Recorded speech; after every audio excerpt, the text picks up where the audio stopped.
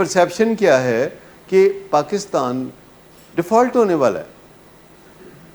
Reality क्या है कि इसका कोई इम्कान नहीं है। पाकिस्तान में लोगों के पास अपने घरों में इतना ज़्यादा डॉलर है, मोर देन 300 बिलियन डॉलर्स।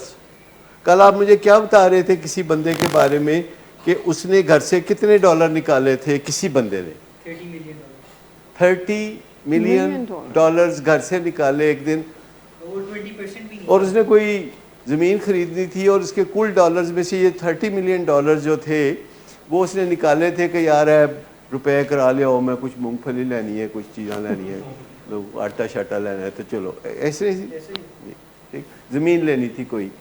तो मुझे बताइए कि पाकिस्तान में घरों में पता है आपको कितना सोना है? हज़ारों टन सोना पाकिस्तान में मौजूद है। दुनिया में दो ही रियल वैल्यूएबल चीज़ें हैं जिनकी वजह से कोई मुल्क या तो डिफ़ॉल्ट होता है या नहीं होता, गोल्ड और डॉलर। और डॉलर गवर्नमेंट के पास कितने हैं? 4 बिलियन डॉलर। लेकिन गवर्नमेंट का मसला है, आपका मसला नहीं है। आपका मसला है हमारे मुल्क की जो रियल स्टेट है, दुनिया की बड़ी खूबसूरत और कीमती रियल स्टेट है, और परसेप्शन ये है कि हम डिफ़ॉल्ट होने वाले हैं। लेकिन ये जो मैं कह रहा हूँ कि 300 बिलियन डॉलर हैं, ये बहुत ही मैं कम बता रहा हूँ। मैं चाहता हूँ आप लोग कहीं सदमे से ना गिर पड़े। ये बिल्कुल मैं सोच के सही समझ के मैं बात कर रहा हूँ। अगर किसी को प्रॉब्लम है तो वो जो बहुत निचला तबका है उनको प्रॉब्लम है, क्योंकि आपको पता है कि ये 2 साल से जो महंगाई या जो क्राइसिस पाकिस्तान में पॉलिटिकल क्राइसिस आए हुए हैं, जिसमें कल से लेके आज तक 16 रुपए पर डॉलर कीमत बढ़ चुकी है। अभी टीवी पे मैं देख रहा था। लेकिन आपको पता है कि पिछले 2 साल में इससे जो क्राइसिस है हमारे मुल्क में, इससे कितना नुकसान हुआ? 50 बिलियन डॉलर का नुकसान हुआ है। उसमें है 35 बिलियन डॉलर उस बंदे का नुकसान हुआ है जो लोअर क्लास से ताल्लुक़ रखता है। ये उसका नुकसान हुआ है। 35 बिलियन डॉलर उस बंदे का नुकसान हुआ है।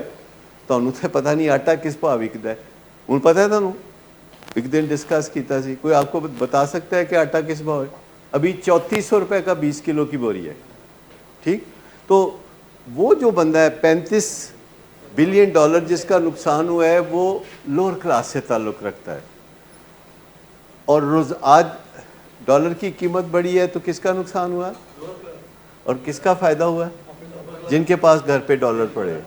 ठीक, सोने का रेट जो है पिछले 1 महीने में 40,000 बढ़ गया है। 40,000।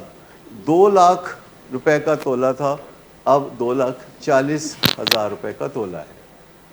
तो ये जो रेट चढ़ते हैं तो घर में जो हज़ारों टन सोना पड़ा है, वो जिन लोगों के पास भी है वो उनको फ़ायदा होता है। लेकिन जिन लोगों को आटे दाल का भाव पता है, नुकसान उनको होता है। और जो 50 बिलियन डॉलर का नुकसान हुआ है उसमें से 15 बिलियन डॉलर का नुकसान गवर्नमेंट का हुआ है। गवर्नमेंट के पास इस वक्त अगर मामूल के हालात होते तो 19 बिलियन डॉलर होते, क्योंकि हर चीज़ कैलकुलेटेड होती है कि ये पैसे लेने हैं, ये देने हैं, पुराने कर्जे दे रहे हैं और चीज़ें कर रहे हैं, फलां चीज़ें कर रहे हैं। तो एक एंड पे गवर्नमेंट है जिसकी तबाही है, दूसरे एंड पे पाकिस्तान की कम अज़ कम 10 करोड़ आबादी है जिसकी तबाही है। और बाकी जो फिर ऊपर आए, हर उस बंदे का फ़ायदा है। जिस दिन कोई क्राइसिस आता है कंट्री में, हर उस बंदे का फ़ायदा होता है जो मालदार है पहले ही। This is the law of nature, the cruel law of nature. Just imagine कि होना तो चाहिए ना कि अमीर आदमी का नुकसान हो जो बर्दाश्त कर सके, तो उसका कोई नुकसान नहीं होता। वो गरीब आदमी का नुकसान होता है किसी भी क्राइसिस की वजह से। सो रियलिटी है, परसेप्शन ये है। तो परसेप्शन जो है उसके मुताबिक हम ज़िंदगी गुजारते हैं, हम रियलिटी के मुताबिक ज़िंदगी नहीं गुजारते।